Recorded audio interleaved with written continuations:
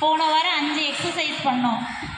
மூச்சு பயிற்சியோட எக்ஸசைஸ் தான் யோகாங்கிறதும், ஆனால் தன்னுணர்வோடு செய்கிறது, அது மூச்சு பயிற்சியோடு செய்கிறது தான் யோகா. ஜென்டிலாக கண்ணை திறந்து போன வாரம் செஞ்ச அதே யோகாவை மறுபடியும் ரீகால் பண்ணுறோம். பண்ணி